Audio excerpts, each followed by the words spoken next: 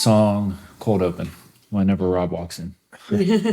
Oh, hey, thanks for showing up. Are you ready? Are you good? My director to tell me I'm ready.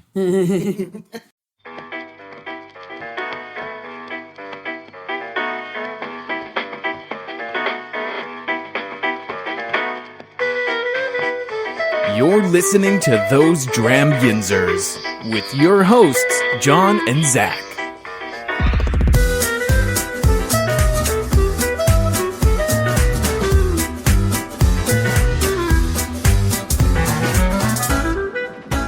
Hey everyone, I'm John. And I'm Zack. And welcome to Those Dram Yinzers, where we drink whiskey And talk about it. For everything Those Dram Yinzers, be sure to visit thosedramyinzers.com. You can find our social media links, our Patreon page, order form for our hats, and Zach's favorite website. John, are you talking about dramit.threadless.com? Why, yes, I am. Oh my goodness, what a great site. You can get like shirts and stuff there, which is great because in order to go places, you really need shirts.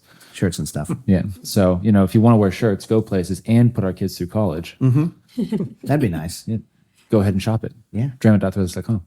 If you want to sponsor the show or have us review a product on the show, give us a DM or send us an email. Well, we're not drinking today yet, but should we get started? Hell yeah, we should get started. They've been patiently waiting for us. We can take it for Our 30-minute setup took an hour. It's like PennDOT. Yeah, I was working. You were standing around. No. I was taking pictures. How dare you? Oh, goodness. I love messing with you. As you can hear in the background, it's not just Zach and I today. We are at, and it's a little echoey because we're actually in pretty much a construction zone, right? Yeah. Thus the hats. Plus hence the hats if you're watching this on video. We are at the soon-to-be new location for Liberty Pole Spirits. I don't think we go an episode without talking about them, so you guys know we were going to be here to do another round with this new project they have. So Rob disappeared on us, so we get to say whatever we want for him. we can talk about him the whole time. Now, last time we met with them, it was 2019, pre-COVID. That's how long it was since we last had our I feel like that's part of the reason why we talk about them every show. Is it's just been way too long. We've talked with them, so we just need to talk about them. And that time we only had Kevin and Rob. And so this round I said, Mom and Dad aren't getting out of this one. They're coming. Not even a little bit. So we have, Rob will join us soon, but we have the family. We have Jim, Kevin, and Ellen with us. Yeah, we do. Yeah. Glad to be here. Thanks for coming. Well, thanks for allowing us to come to your place. Crash your spot. Yes. Given this is an active construction zone, we know you guys are hard at work and are on a timeline. So thanks for letting us kind of mess that up a little bit. No, it's fun to have you guys, and it's fun to be here. We've been chomping at the bit to be here for. And it's going on. Yeah, broke around May 15th last year, right? So it's been coming up on over a year. I'm really impressed with you guys busted through this thing. I can't believe this is only a year built right now. I've seen single family homes that take longer to get up. Yeah, we've heard that. We've heard that it's been good, but we've had to change it. Right, we've had a great contractor, but that we've had to change a lot. I think we keep referring to it as having built itself because, oh, sorry, we can't get this air conditioning unit, but this other one's available. Or, oh, sorry, we can't get this type of furniture, but this other furniture is available. And so it's coming together. It looks really good, but a lot of it was building itself, I think. Mm-hmm. Well, it looks amazing. Yeah. For anyone listening, you guys are going to have to check out the video.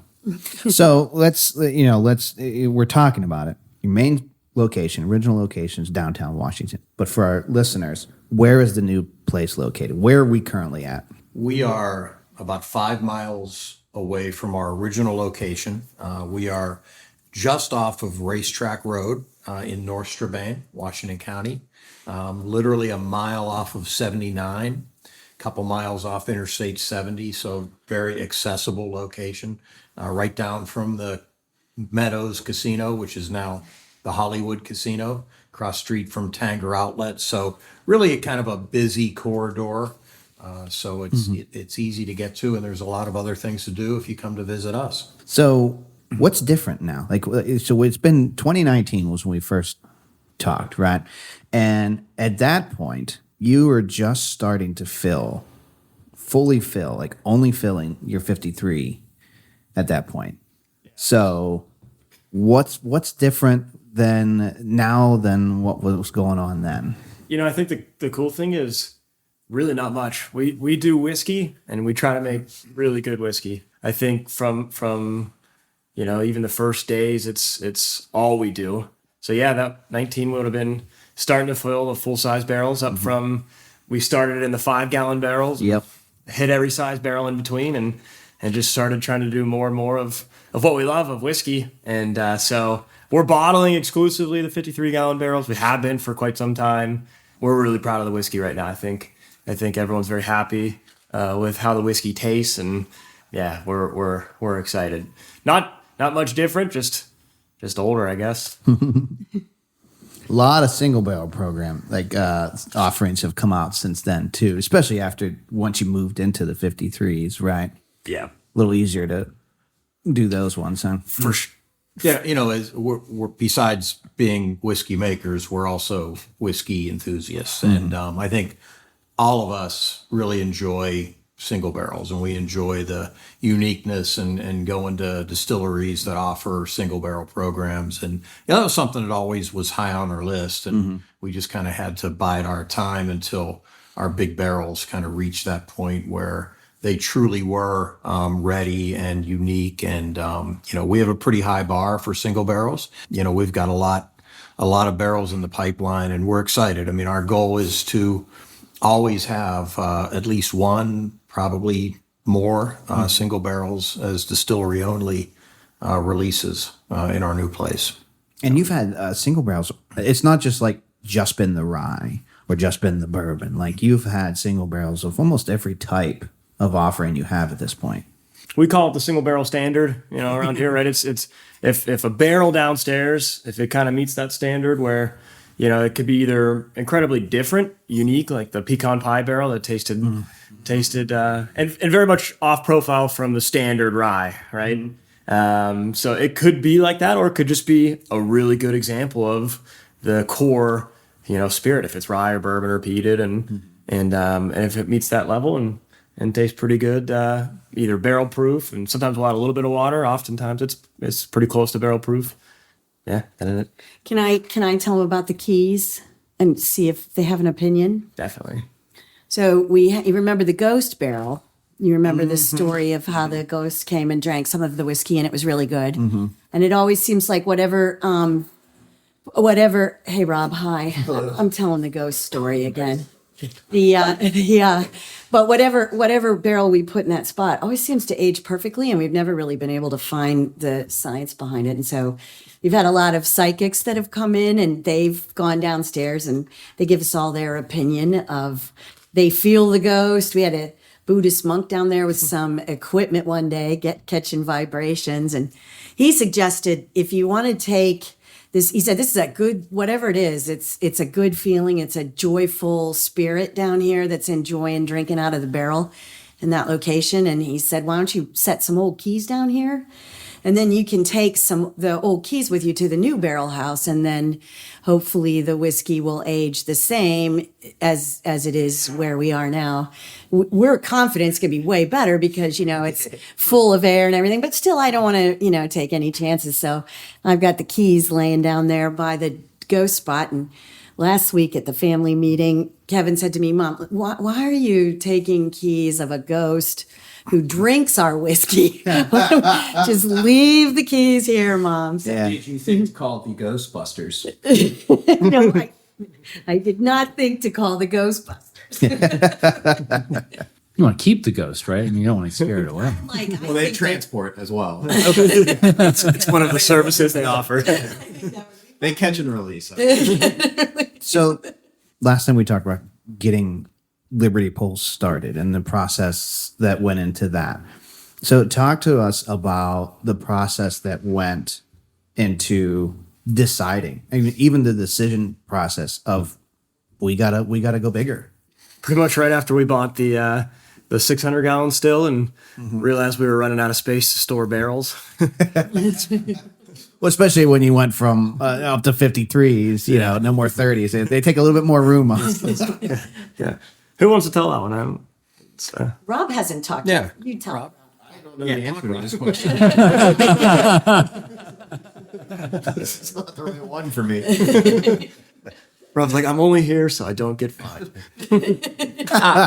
I'll take it. I'll take a chance at it. No, it's just I think it's the old saying that you either go big or you die, or you grow or you die. So we had reached capacity, not only in terms of barrel storage, but production. We couldn't bring any more tanks in. We couldn't get bigger tanks. So the production side was at its limit, and the tasting room. We have a pretty awesome craft cocktail program, and we do a really nice business for cocktail crowds on the weekends, and that was bursting at the seams. So everything kind of was just screaming, you guys need to you need to expand this. So we checked out. We looked at several places in Washington. I mean, Washington was our home. We loved it. We have a great relationship with the people of Washington, but it's tough being an urban distillery. And if you guys talk to other distillers that are located in cities, we get big 18-wheel trucks that come in for deliveries and farm trucks to deliver grain. And it's very difficult to maneuver through city streets. So in the end, I think it was probably for the best that we couldn't find a suitable location in Washington. And this spot here on Racetrack Road was available. And we took one look at it, and I think all of us went back that night and said, that's it. That's where we got to move. And this gives us all the all the things we needed. We've got a bigger space. We've got a bigger production facility. We've got an amazing barrel warehouse, the only one of its kind in Pennsylvania. And it's just a great environment. I think there's 800 hotel rooms, 16 restaurants near us. There's a winery, that J&D Winery has a tasting room over here, and same with White Horse Brewing has a tasting room right here. So literally it's a staycation. You can get away for the weekend and enjoy yourself a little bit. So I said to Zach when I was first looking at where it was, and I was like, there's a hotel right across the street. Literally. And food right here. Will I be think very it's going to be very necessary, but also dangerous, because it means you're probably going to be here more. Well, I'll tell you what, I'm not going shopping up at Grove City anymore. No, it's not Tanger. Yeah. And then when you're exhausted from shopping, you just come over, sit in front of the fireplace on a Telling me. beautiful old tavern table with a nice cocktail. I think it sounds good. And our chairs are going to be right here in front of the fireplace. Right. Our chairs. Dram Yinzer chair. And we have negotiated some better rates with some of the hotels. Oh, no. Oh, terrific. Strip. So we'll link those on our website. Oh, perfect. Oh, amazing. Well, I Even guess we'll just Use that. more then. So when you first started, was this ever a dream? Yes. Like when you first started, did you ever think like in X amount of years, like we're going to be needing to build?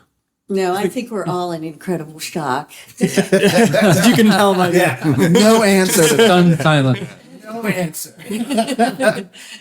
I think it's hard to believe. I think we always wanted to be a good whiskey distillery and thought of as such. And this is almost, I think, beyond our kind of what we had dreamt. But yeah, we're happy to be here though. And the big difference, not only for delivery reasons, right? Having your own space out here is that you built it. Right. So you were moving into another building like you did when you first, but you were kind of stuck with the structure of that. But this one, you got to literally make it what you need to fit your needs. No one to blame but ourselves if we don't like it. Exactly. Well, that's actually what's pretty cool about the place is having the opportunity to build it kind of from the ground up. After all those decisions were made, it doesn't feel all that different. So now that we're kind of in the last phase of things, you walk through the back distillery and you're like, yep, I recognize all this stuff. Okay, yeah. had a pump like this before, you know. And so now that all this is in, you kind of walk around and you're like, wow, this is nice, but it's very familiar. So it works. I also think it was a chance to really honor the rye whiskey tradition of Pennsylvania. And so what we did here was, based on what has been successful for Kentucky, where we have the style of rick house that makes fantastic whiskey in a climate that's similar to Kentucky. And then at the same time, you still honor Southwestern Pennsylvania and the history of the rye whiskey. And that's almost a heavy responsibility because you can't let down all those years of people who've made Pennsylvania rye famous. That is true. So that's a warning, boys. You go to your room. Discipline. With the old location, you had the famous story where you had gone to the graveyard and just doing things. The same day, Jim, you found, ghosts all was there any fun story of how this particular spot was found? So yeah, I mean, there is. Dad was getting his morning donut. Listen, if I could work next to Duncan every day. We had we had an offer out on a property in Washington, and it just didn't work out. We couldn't really reach a deal, an agreement on value. So we're really frustrated because we had kind of thought, okay, that place would really work well for us. It would keep us in Washington. It didn't work, and so just out of frustration, I went into my phone and I pulled up a friend who was affiliated with Horizon Properties, who developed the Street at the Meadows and South Point. And I was thinking, South Point, right? Industrial complex, lots of office buildings, lots of people, easy to get to right off 79. So I asked Dan, I said, hey, we need to move. We need more space. Is there anything in South Point that you think would fit? And he said, well, no, not really South Point, but we do have this lot, at the Street at the Meadows that I think would be perfect. And we came down that night and looked at it, and it was a done deal. I mean, we knew then that was going to be the place for us. 2 hours after, felt like our hearts were broken after the meeting didn't go so well. We were standing on the grass and saying, let's do this. Yeah. Yeah. Now you guys are sitting in the tasting room. That's right. Wherever this is. Yeah. Well, yeah, this is the bottle shop, Rob. Bottle So- shop. Yeah, Sorry. Yeah, that's going to be a wall of whiskey over there. So let's do that. Let's go through the setup here. Where are we physically located? Rob, you gonna answer this one? Yeah, I know this one. It's the bottle shop. That's going to be a wall of whiskey. Rob doesn't usually leave the production floor. So But you'll be able to come in here and you'll be able to just stop on, if you just need to pick up a bottle. You'll also be able to enjoy tastings. We've been lucky to see some of our new employees and our old employees mixed together with great knowledge of whiskey. They'll be able to talk to you for hours about what you like and about how our whiskeys are similar and how they're aged.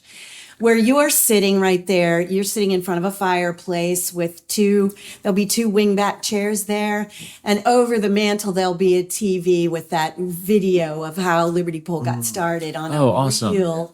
So we could start tours here as well. All Gotcha. the tours we'll try to do a tour every single day and then 3 on Saturdays.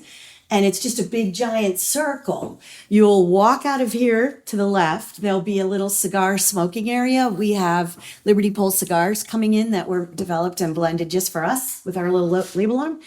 And then you'll be able to walk right past all the grain bins that you see outside, and then right into the production area where they are. The mill room is right there. We never had a mill room before, so I like to say mill room. And but you will be able to see where we actually bring in the local grain, Pennsylvania grown grain, and where we mill it, and then it'll go into the fermenters. Do you guys? Am I saying this right? And You're down a rabbit hole at this point. yeah. Anyways, we're in the tasting room, or the spirit shop right now. So, and kind of the line of thinking was, at our current bar, it's a pretty small bar, which has a really nice feeling, but sometimes it's this weird combination of people looking to get drinks and looking to get them fast, and other people who want to be able to try the whiskey, talk about the whiskey. So this room is specifically set aside for trying the whiskey, talking about the whiskey, whereas the main bar will be located out front. So, And it's set up with more working fireplaces, a couple more wingbacks there, and some old tavern wooden tables with wooden chairs of all different styles. Am I saying too much? And then if you Get excited. Get excited. you walk into the distillery. But we left out the part where the best part of the tour is going to be walking around the bottom level of our 5-story rick house. And you'll be able to see the barrels. We're bringing over 600 a million, 11 billion that we have stored somewhere. We're bringing them in. 11 billion barrels. You heard it here first, folks. 11 billion barrels. And then you'll be able to walk through that rick house. It's going to smell so good because it's 5 stories and has windows all around. So it'll let the airflow go through. We're here on the top of a hill and it's going to smell so good. We'll walk you through that on your tour and come back in and have a tasting. You guys looking for a new host? Listen, if I don't have to say much today, I'm okay. The plan, didn't I? We're here to talk to you guys. I mean, just to summarize the property, right? We have the bottle shop we're in now. We have our meeting house that'll be cocktails and small bites. We have a beautiful outdoor patio that for the 3 weeks a year we get nice weather here in Pittsburgh. We'll be able to have cocktails. Be a on great site. 3 weeks. I like to call this our whiskey campus. I'm the only one that likes to say that, but I'll say that. but I love it. The barrel house, the production building. Yeah. three buildings makes a campus. It does. Technically, I should get campus staff. That's what. yeah. Just Yeah. Yeah. It's perfect. Yeah, that's what your employees are going to be called, campus staff. Right. So so there's 2 bars technically out here. Talk to me about the first one here. Well, I gotta let Ellen It's a spring house. because I do want to, before Ellen starts to talk again, that the details, and you guys have seen them, and I saw you taking some pictures, but what we have going on, the fit and finish and the attention to detail in the meeting house and the whiskey shop is all Ellen. I mean, the detail, the colonial fixtures, the bar she's going to talk about, the Springhouse bar, just kudos to her. I mean, we talked details of just the branding last time, right? Like how much thought and detail went into the branding itself. I would expect nothing less from You guys have a taken place that branding you and turned it guys into a built, place.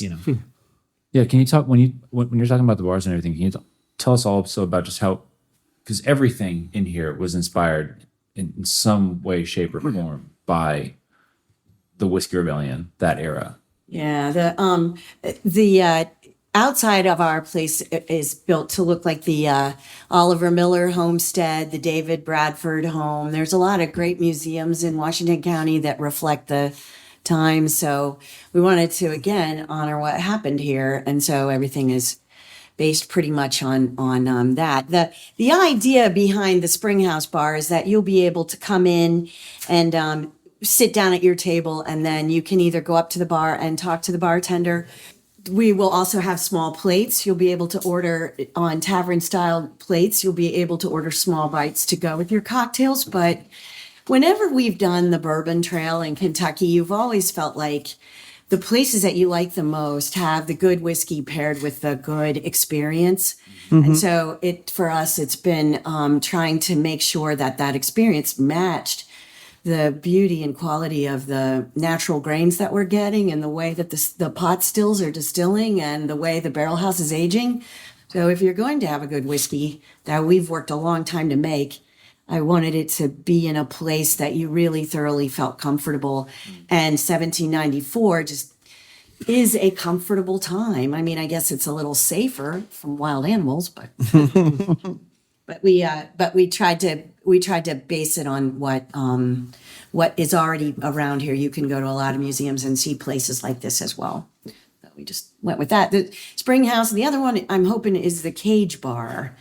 But we haven't talked about that, putting the cage up yet. In 1794, everybody went through Pennsylvania, hit Pittsburgh, and had boats made so they could move west, move all their stuff down the Ohio River at that time. And you saw those old tavern signs that people, there were no hotels, grocery stores, anything. So if people were traveling by law, you had to take them in at night.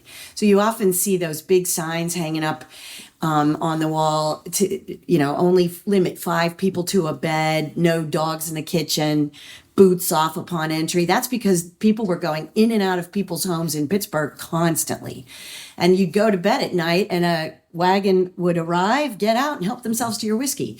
So Pittsburgh became famous for their cage bars. They just have their area where they kept their whiskey, and they would just enclose it and lock it up at night. So if you were traveling, you could. So my thought was we'd try to hang a couple of cages back there to close up, but we haven't done that yet. You still have a spring house here and then a back bar. Mm-hmm. It's still tavern feeling. The high wooden ceiling with the wooden beams and wooden chandeliers hanging down like candles. It should be very warm and comforting. So the production area, much bigger, and not fumbling over hoses and all that stuff For now. Right, for now. Are you guys doing bigger output? Yeah, we're trying. Oh, talk to me about. So we talked before when we were checking out the place beforehand. Talk to me about the flow of how the whole production area is set up. Yeah, so it works out pretty well for us. We kind of view it as step one is grain input, right? So the farmers deliver the grains. We have that set up in the back corner. Flows naturally right into our cooker where it's cooked in a mash. Ferments right around there before being pumped a little bit over towards the other back corner where the still's located, distilled into spirit, right conveniently next to the barrel warehouse, right? Barrels rolled across the street into the ricks. It's a big circle. Yeah, it's a big circle. After that, barrels come back out. They get blended and bottled, and then right back out the same garage door for as final product. So It's the circle of life, man. it's a circle. It's a circle of whiskey. So you have your still that you brought over, Yes. right? Yes. And you also bought another one. Yes. Talk to me about the difference in sizes between what you had Yep. and what you have now. Yep. So main goal for us was in the old location, we had one still, which we would use for both first and second distillations. All of our product is distilled twice, no more, no less. So on this system, the way that we wanted to set this place up was we'd be able to scale with more fermenters. So as you add fermenters, each one needs to go through that first distillation run. That still gets tied up a little more often with what we call it the first distillation. We call it a stripping run. It gets tied up with stripping runs a little more often. Mm-hmm. So in order to free up our original Herald to do final runs, they couldn't be doing stripping runs every single day, so we had to bring in a designated stripping still. So for us, Herald, the still we're bringing over is a 600 gallon. It'll be designated significantly or solely for second spirit runs, and then the stripping still we just sourced from Vendome in Kentucky is a 1,000 gallon still. So, and then more importantly for us is if you guys have ever seen our existing still, which I know you have, Herald came over with a pretty tall, right? For a 600 gallon still. Yeah. It's got a nice tall inverted cone head on it. The line arm extends out about 2 feet out of the top of it before turning over and going down to the condenser. So it makes it does a good job of making a really clean spirit. But for us to push through a whole lot of flavor, we like to keep the proof down, right? So if you distill too close to vodka, that's no good, right? You do want to clean it up to the appropriate amount. So for us, we wanted to make it a little easier on on Herald to have a little bit of meat to work with, so to speak. So the stripping still that we got is short, squat. Should make some really nice fat low wines essentially. So we're pretty excited about that. So obviously, with the addition of the 1,000 gallon, you're going to be doing a lot more product. We'll talk about how much product can fit in the barrel house here in a minute. Any thoughts of, I know for right now you're only currently selling in PA, any thoughts of expanding? No. Outside of the state? Certainly not anytime soon. Okay. Not anytime soon. So, yeah, Pennsylvania rye. There's still a lot of people in Pennsylvania who haven't had our whiskey yet. We don't want to stretch ourselves thin. Trying to make good whiskey, sell it here at home, and and Pennsylvania is a pretty big state. Yeah. Yeah, it is. We have to make a lot of whiskey just to, kind of get around the state of Pennsylvania. Well, I mean, with us being in Western PA, we're so close to Ohio, New York, Maryland, West Virginia, and thought, I mean, yeah, we can go out east. There's tons of space over there, but I wasn't sure because we were so close. Are there any thoughts of like dipping into either one of those? Definitely in the future. I mean, Yeah. not in the next several years, but once production kicks in here and we have the barrels and we have the inventory, then we do have plans to target a very regional network, places that we can go to support Ohio, New York, Maryland. I don't think I haven't heard of this before. It's our tasting room, the majority of customers for tours and for bottles are not from the Pittsburgh area either. Travel. We get a lot of travelers. That's awesome. Yeah, and the other nice thing is not only as we make more, but as the whiskey gets older as well. So pretty cool on our part. We just we just ordered new labels for our next round of bottles, and we increased the age statement from 2 years to 3 years old. Nice. So that's pretty nice. We're slowly crept up to 3 years old, and then honestly, I think for a Western Pennsylvania brand, traditionally the rye was 3 to 5 years old. So I don't know exactly where our final age statement will be. Say if we're still fortunate enough to be doing this in 15 years, but my money is it's going to be somewhere in that 3 to 5 year age statement. So right now, every time we answer the question of whether or not do we want to sell here or sell there, it's kind of a trade-off as far as how long it takes to get to a third year or say a fourth year, right? So as that age statement gets older, that question may change a little bit, but pretty cool. We just increased it to 3 years, so It's awesome. yeah. And that's because what's been in bottles, has been about that 3 year mark. Even though the bottle says minimum of 2 years, it's over the last 7 or 8 months, it's crept up nicely. We feel confident enough that we won't need to pull anything younger than 3 years. That's awesome. Yeah, That's amazing. And then I'm also particularly excited about it because for us that was kind of a no-brainer to go from 2 to 3. In the future, to go from 3 to 4, I think that's going to be more of a subjective question than an objective one, if that makes sense. I think it's just going to be like, kind of, what do you prefer? It's not going to be like, wow, this is objectively better. I think it's going to be more like, hey, internally, what do we prefer? Do we want a little more of that oak flavor? Or do we miss some of that, like bright, grainy flavor that comes through in the 3-year-old version? So will you guys be making that decision also like based on the type of whiskey? Like, for example, you said like rye whiskey back in the day, especially 3 to 5 years was the sweet spot. Yeah. So you maybe try to keep it 3 to 5 years of the whiskey. Would that maybe be different with your bourbon? Yeah. Would you then pursue? Very, very realistically, it could be. So that 2 to 3 was an across the board decision. Moving forward, pretty easily, it could be Case by case kind of case thing. by case. Yep. So with the ramp up in the amount of production that last time we talked in 2019 to now, like once this is up and running, are you still using the same like farms and stuff where you're getting like your grain and everything? Yeah. Or did you have to like expand to a couple farms or? Yeah, we've had a change in corn farmer as of about 2 years ago, but that was really no surprise. Jeremy grew us a lot of really good corn. Now we're with a gentleman named Nevada who grows both our corn and rye out towards the center of the state, I believe it is. Yeah. Okay. So yeah, we've Nevada's from Pennsylvania. a little confusing. And he actually, What's cool about him is His best buddy's name is Austin. So Oh my gosh. Did their parents want to leave?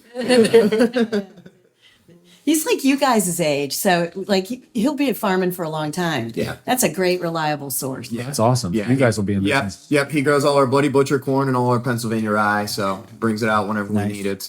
Usually brings us some beef jerky as well. So, Will we be able to get some of that in our yeah, next yeah. And just to show how distillers in the state support each other, we were referred to Nevada from our good friend Herman. Oh yeah, Herman. Matt's hat. Yep, love Herman. thanks, Herman. So thanks. Shout out to Herman. Yeah. He's also the other supplier that we're really excited to work with is we've been working with West Virginia Great Barrel Company for about 2.5, maybe 3 years now. And they're our sole barrel provider at this point. Nice. Yeah, which we're super excited about. Those guys are awesome. And just as importantly, is they source Appalachian oak, right? Where, right on. Yeah, Okay. yeah, because kind of like the mecca of all the cooperages is not surprisingly out towards Kentucky, and those guys tend to do all their forestry and logging in the Ozarks, right? So it's kind of interesting to get linked up with a cooperage that's super professional, really knowledgeable, really experienced, and happens to do a lot of their logging out in the Appalachian forest. So jury's out on how big of a difference that makes, but it's definitely something we are interested in finding out. That's really cool. I mean, the flavor profile, everything about this from top to bottom is going to be very like Appalachian. Exactly. It's Exactly. Pennsylvania tri-state area kind of a thing. And Exactly. like it's just sounds like rising tide floats all boats with just your partnerships and everything like that. We might have covered this already, but you mentioned working with these coopers. How many barrels were you guys able to store previously versus how many will you be storing in the brick house now? So And what will that do for your relationship with the cooper? Yeah.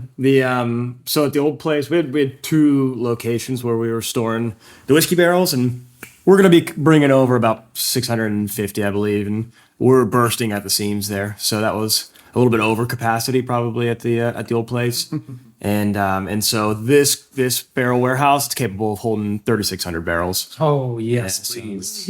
There's a little bit of room to grow. So back to the production with this larger facility now, way more capacity.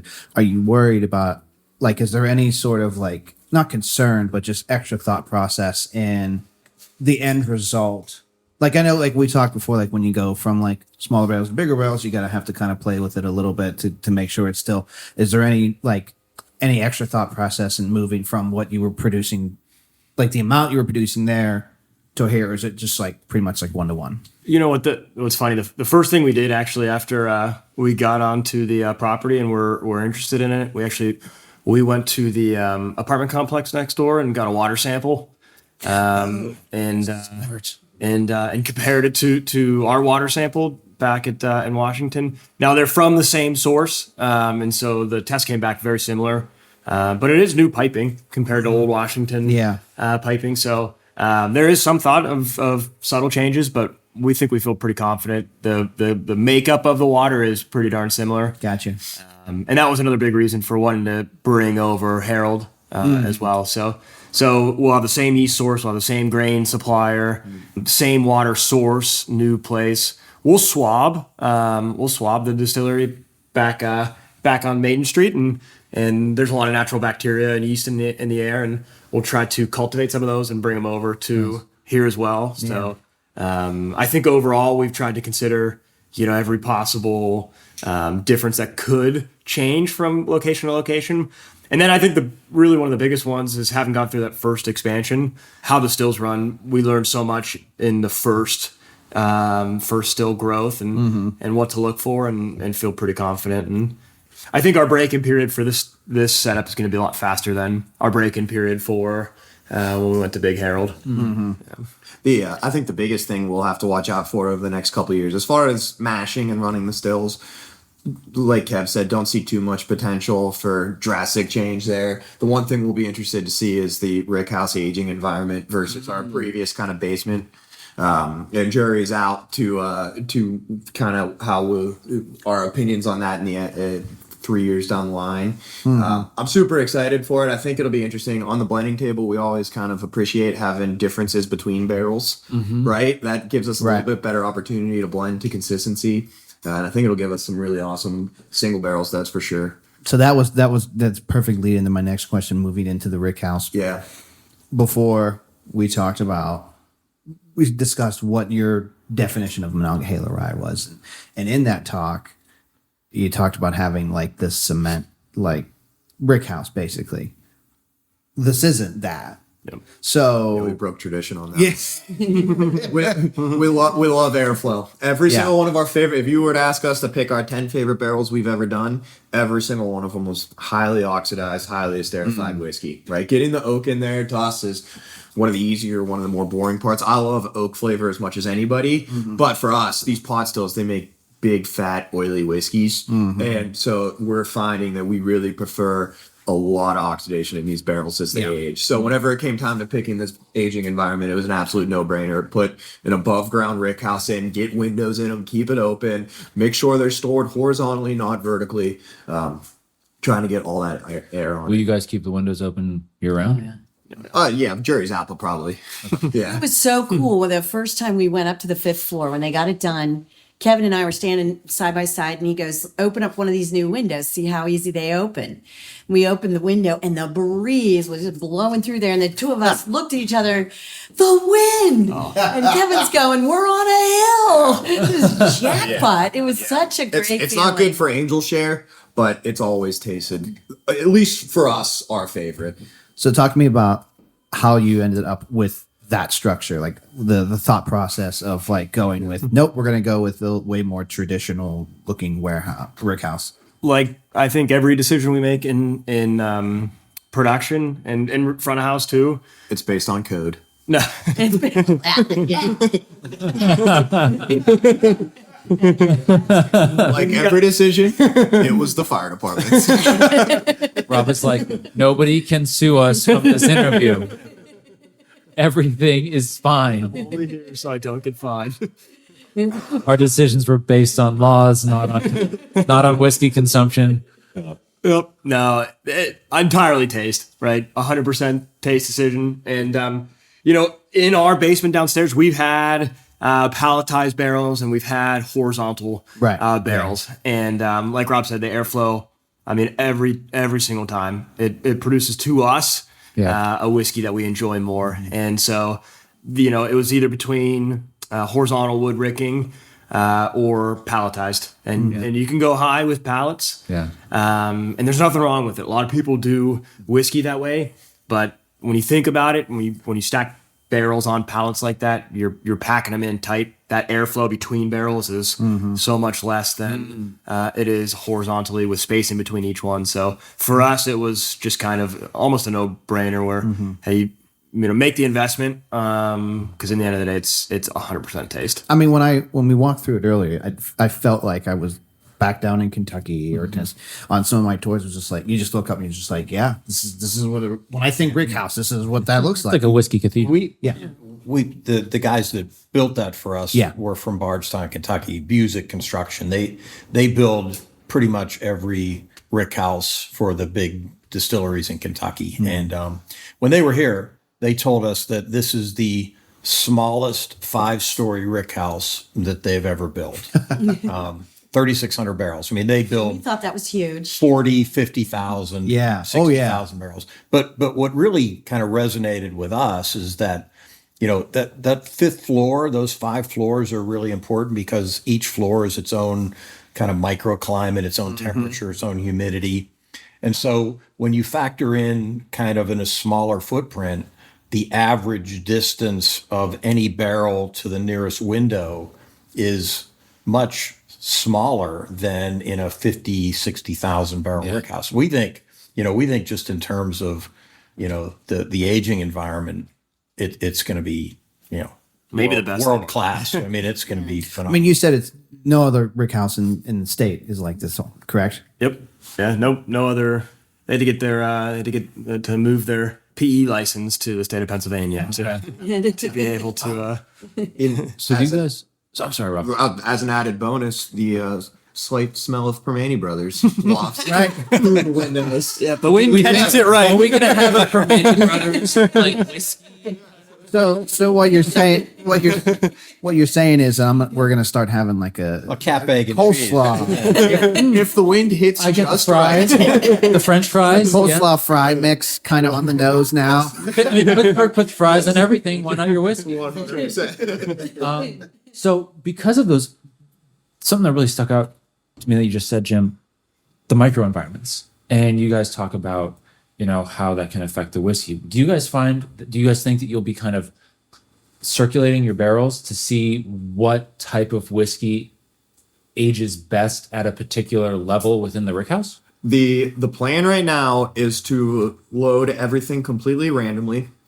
So that way we kind of cover all our bases Nice. and assume that you get some, rye whiskey up top, some rye whiskey in a more mild climate, some bourbon in up top. And then after 3 to 4 years, kind of to be seen whether or not, hey, like these bourbons up top are unbelievable. These ryes down here are out of this world. If we maybe start allocating at that point, we definitely plan to kind of randomize and go all over the place Makes sense. to start with. Yeah. How long do you think it'll take you production wise to fill it? 2 years, 2.5. Yeah. So to piggyback off of that, how long before we see our first bottle to come out of this distillery? So based on that 3-year age statement, that's the easiest answer to that. Probably 3.5 years at this point. And it might be 4 years before then. So yeah, 3.5, 4 years, something like that. Yeah. But we still have, the barrels. Some of the barrels are older that we're bringing over. Some of the barrels we just made 2 weeks ago. Those will still be aging and Yeah, be 100%. available. So we'll still have the good stuff. Not that we want a good stuff. That came out wrong. But we'll still have the original good stuff? The OG stuff. Just the will be standard aging. Liberty Pole whiskey. The downtown Washington stuff. Yeah. And that'll- what'll be fun is, right, we've fun got to see that we've age got here. 2-year-old, lots of 2-year-old barrels. Yeah. That we're going to move over here. So they'll spend their final year or two aging in this. Right. That's what I meant. That'll be interesting to see how that just in changes. time for summer too, which is where they do. Yeah. It feels to me, at least as we monitor them, it feels like they do 75% of their yearly aging in those like 4 hottest months of the year. So Now that you have, the brick house and you the different levels and be able to pull from this corner and this corner and these, this spot here and this spot here and this spot here make a great blend, kind of stuff. yeah. Is there any thoughts of another product coming out, like eventually? Depends. Like I know some of them have like, Yeah. like this only comes from this section. You know what I mean? Like, Yeah. Any thought of a new product? Depends on where the ghost sets up shop. Yeah. No, at this moment, probably not. So if we like I said, if within a year or two, if things are just poking their head out that we can't deny, then yes, obviously. Gotcha. But for now, not at the moment. I mean, I know you've talked about you want to consistently have a single barrel product available. So that will, having 3,600 barrels will definitely be, Right. But I wasn't sure if there's any other like, we really want to attempt to do this type of, kind of thing. So I really think the best thing we could do is to continue to taste those barrels every single day. And then, kind of, see what happens. If you guys need any help, yeah, right. it's funny. They've got the angel share. They've got the devil's cut. Now we need like The Dram Yinzers share. the ghost stram for your ghost barrels. Yeah. That would be a good thing to do. Yeah. And the Dram Yinzers share. Yeah. Yeah. We have a couple finishing projects right now that we're really excited about. So that's maybe more of a direction I think that we'll go instead of something crazy different. It would be like right now we have a peated bourbon and a orange liqueur barrel, triple sec barrel, and it was peated bourbon that it was almost thin. It needed like a little bit of a kind of like a fruity type of balance to it, and so we had tried through a few and thought the triple sec barrel would be great, and then a peated rye barrel and a Oloroso sherry cask, and it was very similar to where it just we almost needed like and where it's trending right now is what'd you say yesterday, Rob? Like almost tastes like jelly whenever you're peated rye with like juice, yeah. And this bottle will be available Whenever it's ready. It's tough. It's tough to call. It's our first go around with finishing projects. So they're 2.5 months old right now. We kind of had our fingers penciled in at 3 to 5 months, right, for a finishing project. Yeah. Based on how they're going, the gut feeling is now closer to 9 months. Okay. Which puts us like Christmas. Yeah, it puts us like Halloween, Thanksgiving. Well, that sounds kind like of the perfect timeline time to for it. release something like that. I'll say. Yeah, they're absolutely fantastic. So we're man. excited. We're excited. We've got a couple other ones. We're getting close. Our Rose and Rye is almost 3 years old. We've got another batch of Mesquite Rye on the horizon. Yep. That was one of the anymore, I'm ones. just thirsty. That was one of the ones they tapped for us last time we talked. Yep. That, I remember that falling on my They butt. were testing them out. Yeah, and they had The other one that's actually another one too. It's maybe not as cool as sounding as the Mesquite Rye, but we actually did the famous 95.5 MGP mash bill. But why we're excited about it is because obviously that's a great recipe and they do it incredibly well and consistent and some of the best in the world at making that rye whiskey. But it's on a big continuous column still. And so we thought, how cool would it be to try that recipe on a pot still and maybe a little bit more kind of the whiskey nerd type of release, but absolutely. It tastes really interesting, and it's you have those similarities from MGP in terms of the mash bill, but it's clearly a pot distilled whiskey, and that's what I'm excited for. So what the term is escaping me right now, but when you're placing the barrels in the rick house, there was a certain technique you had to learn, right? So you knew Clocking.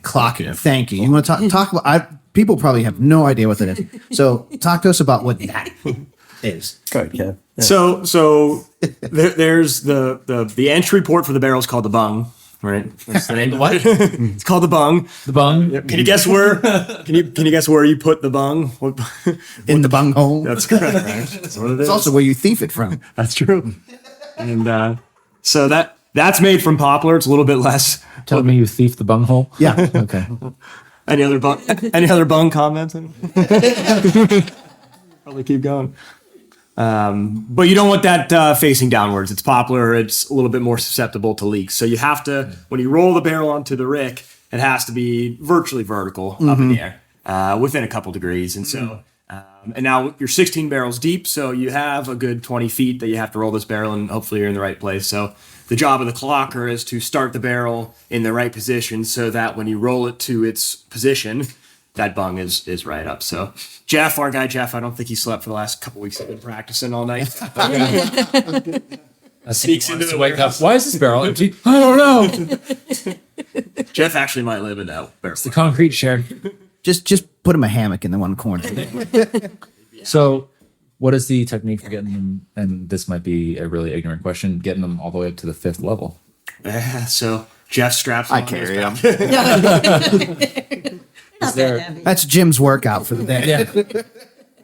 There's a little elevator on the inside of it. And so you will roll 2 barrels onto this elevator and lift them up with the motor in the roof and take it to each floor. Race it up the stairs. Yeah, exactly.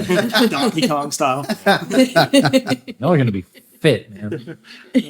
Oh, yeah. Fit and drunk. No tasting. I don't know. It's important to stay hydrated. That's right. So if you could go back in time to 2016 when you first started open and could tell yourselves something, what would it be? Don't do this. Go get a real job. As we sit in your beautiful new Yeah. In under a decade, y'all have gone and built yourself a brand new campus with the only rick house of its kind in the state, Yeah, no, I think steeped in history. Dad said this before. Naivete is the fuel that drives entrepreneurs. If you knew all the things that you'd have to go through, it'd probably be too hard to start, too scary to start. But just a passion for whiskey and a passion for great whiskey experiences and cocktails, I think, is just continued pushing us day after day. And I think we're probably some of the foremost competitive people out there, and just that constant desire to want to be better and better and better. And Yeah, but from a parent standpoint, I think your dad and I have been very, very proud to be included and work with you and see you guys. You're just very, very careful how you handle everything and making sure that you are the best at what you do. And that's a whole nother part of it that we didn't count on seeing, right, Jim? I mean, they used to never make their beds, and now we have this. So it is very Now we're talking about upright bung holes. Next thing you know. John, that's a great question. And, I don't really know that we could have done it differently. I mean, I tell myself, I would never start with 5-gallon barrels again. But, I think it was essential to our growth. And the feedback loop on a 5-gallon barrel is much less, much quicker than if we'd have gone right into 53-gallon barrels. So we knew in 5 to 6 months, we had a really good read on that whiskey, and we could, kind of make adjustments, and that worked that way. It worked that way all the way through the different barrel sizes. I would have been terribly scared if everything we put from our first distillation went into a 53-gallon barrel, waiting for that barrel. Oh, did we do it right? I mean, we've got 3 years invested in this barrel now. I think the 5-gallon barrels, we made some darn good whiskey. You can make good whiskey out of a small barrel. And, it was a learning process for us all the way through those barrel sizes. So when we hit 53s, we really, had a very good feel for how to make good whiskey. Yeah, if we could teach ourselves what we know now back then, I guess that would be the how to make whiskey, how we do it. But other than that, yeah, I think to be where I'm at now, like Dad said, I think I'm not sure there's much I would change or be able to tell us now that that you guys wouldn't be who you are if you didn't do everything the way you did it, right? Yeah, right. Change one little thing, might not get the same result. Yep. Yeah. I do remember the one time when it was pretty early on, and we were making a tails cut, and we were like, you know what? Just from what we're seeing in these 5-gallon barrels, we think we need a little bit more of these fatty acids, these oils, and we made like a fairly good sized jump. And I remember we were sitting around the tank. I'm like, man, if this doesn't work out, like, better update the resumes. Just that thought, but it was one of the best things we learned, and it was like that was just one stepping stone on the, even further down into the tails, and the bigger the barrel you get, the more you need of that and things like that. But yeah, that was definitely a memory that stuck out. That we do a lot of standing around the big still, like when old Howie gets started. We'll all stand there nervously watching, not except for Rob. Rob's confident. Always, every step of the way has been a nervous guess. Oh, come on, admit it.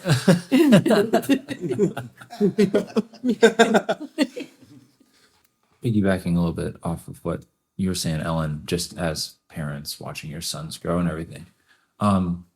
Sorry, sir. This has been a family enterprise, and do you think that this familial element to this enterprise has been instrumental and key to making it what it is today? At least 3 of the 4. Sure, which one it is. I don't think we could have done it one person or 2 people. I think it took all 4 of us, and I think we all had different strengths.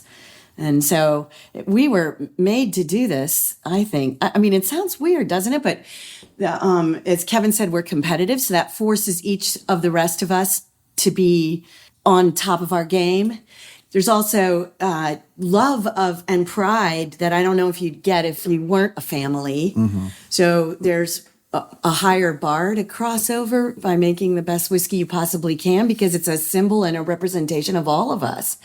So I do think it's taken all 4 of us to do this. It was just perfect the way we were. Kevin said that. He came home. Jim started the business, and we were only open a couple weeks, and Kevin and Rob came home from their regular jobs and took us out to dinner. And I always tell people that Jim and I thought they were going to put us in the nursing home. But no, they said they wanted to join. That was plan A. But they said that they wanted to join. And Kevin said, I think we all have different skills, and I think we would be a good team. And looking back on that, that has been exactly what it's been, totally what it's been. And being able to build your own and put what you wanted into it. What is one thing that each one of you wanted to see in the new place?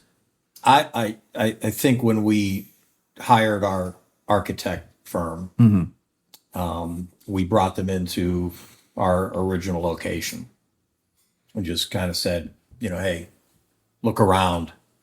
This is what we want, but in a bigger footprint, more modern things that the modern amenities that we don't have in our current location. So I really wanted that charm. I wanted that intimacy, that old world colonial feel. These guys, I'm sure. I just wanted air conditioning.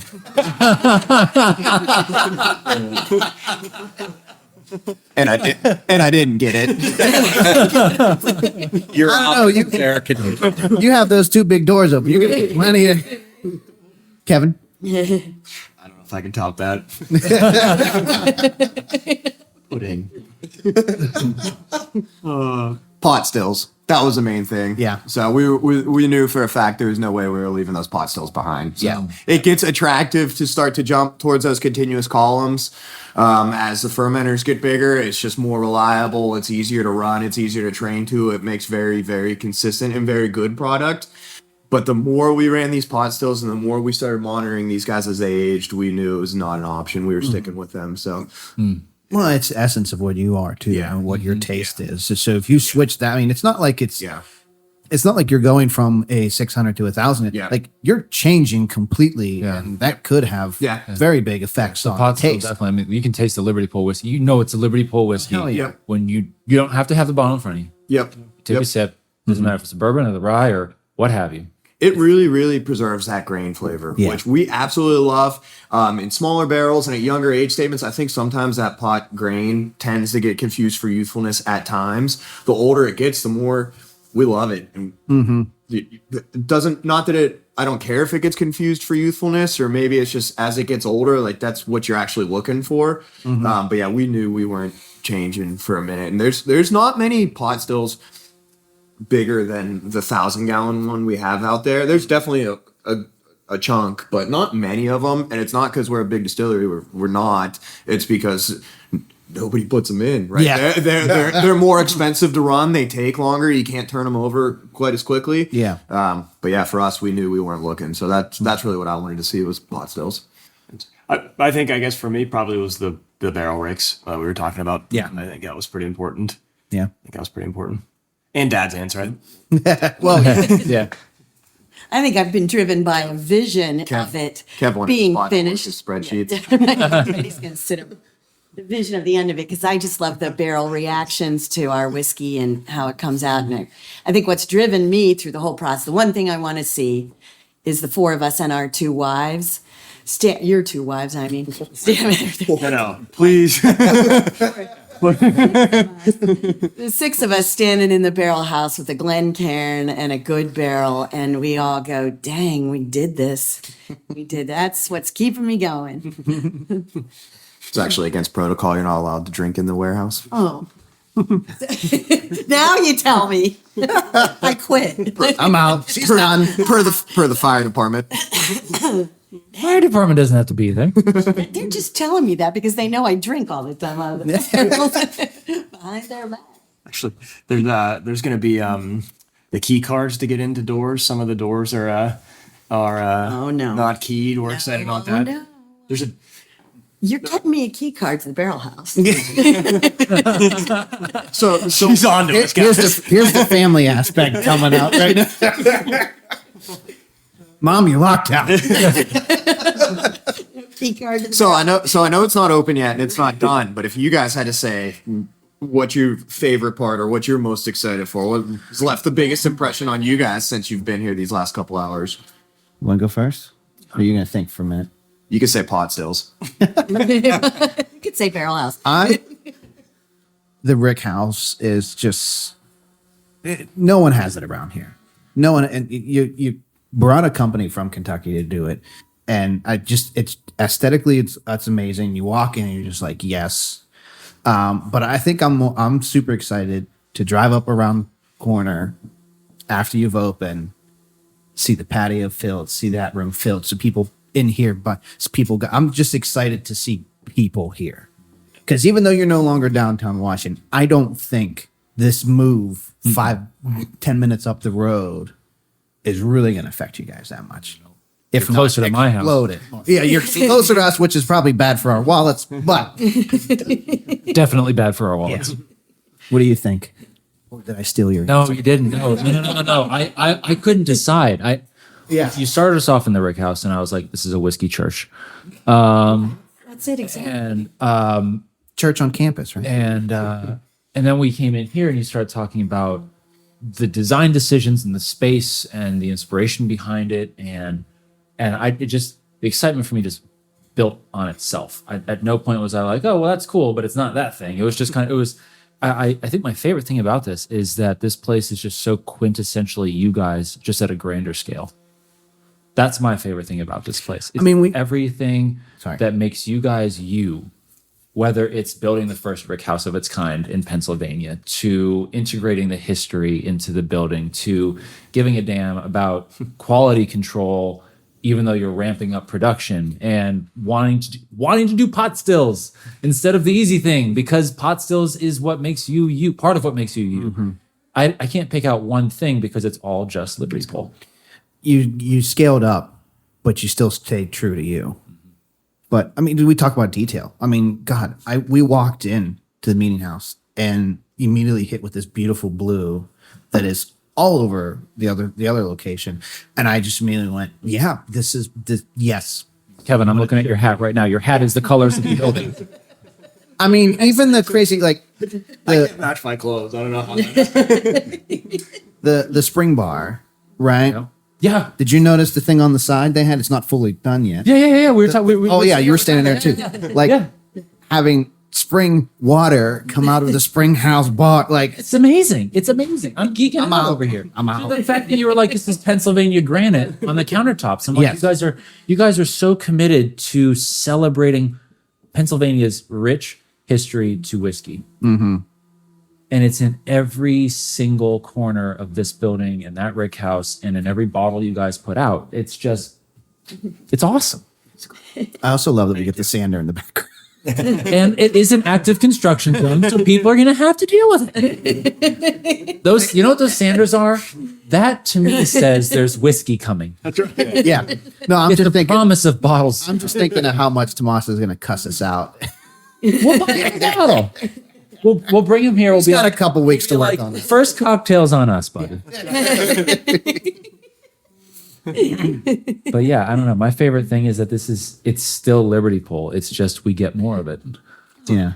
And That's what we wanted it to be. and my only other question usually is what's next, but I think we're in what's next. What's next is July 1st, my friend. Another barrel warehouse. Yeah. Yeah, wouldn't that be cool? Mom thinks she's done, but she's got another. She's got another warehouse. She's gonna I'm done. I'm just gonna. You're done until the next project. Do you have any other questions? Can I stay the night? Josh, do you have any questions? I think I hit all the ones you had. Yeah. John's just like, the list is not stopping. Quick shout out also to Josh from Thrifty Whiskey for being our official videographer, the third Dram Yinzer, and setting us up with this. I'm trying to swear less, but there's no other way to say it. Kick-ass setup. Yeah. Thank you. I want to answer the question. What I'm most excited about. This is the mezzanines with overlook production. That's what I'm most excited about. Yeah. So, okay, just in case you couldn't, I mean, I can hear you kind of, but we'll see. I don't know if Tomas can blow it. You said you're excited for that mezzanine that overlooks production. Yeah, absolutely. That's It is begging so to cool. be like a share spot. Yeah. Yeah. We'll put some nice tables up there and some chairs. So That's actually where our chairs are going to go. Yeah, it is. Well, it's a good day to look over the kingdom. Yes. oh goodness, all the serfs. My spot. Hang out with the aristocracy. Any other? Is there anything else you you guys guys want wanna people to know? Is there anything that you guys want to, do you just want to get people fired up about other than brick houses, pot stills? Pennsylvania rye. I think we're just excited to show people. We can't wait for people to come hang out here. The people make it, right? I mean, I think you walk into the current place and it's like people who have been there before, if it's busy and someone's walking in who's like clearly there for the first time, just a guest who's standing around the table will walk somebody through how this place works, and it's snowballed. It's so much bigger than the four of us. It's bigger than our whole team. It's the people that make it here, and I can't wait for that. I think that's going to be such a cool thing. You had mentioned that. Yeah, and you had mentioned that we're scaling up, but we're keeping true to ourselves. And that's, I think, what I'm most proud of, and what I want people to see when they come here. I mean, people love our original location, and rightfully so. It's a really cool place. And so, a lot of our regular frequent visitors are like, oh, we're going to miss this place. And yeah, I get it. You're going to So miss get in it. your car and drive a couple more But minutes. when you see what we've done, I just don't want to, I don't want people to think that we're moving up and selling out and changing who we are. I mean, we are who we've been, and this place is really gonna show that, I think. You guys have just made more room for more people to enjoy it. Yep. Thank you. Thank you. 1,000 times for over. allowing Like, us Thank all of you guys. Thank you guys. to come. you guys were like our first distillery They were, that we yeah. talked to, and we just feel like everything we've done has been inextricably linked to you guys. We've grown up together. That's right. For sure. You're our older sibling of us for have. sure.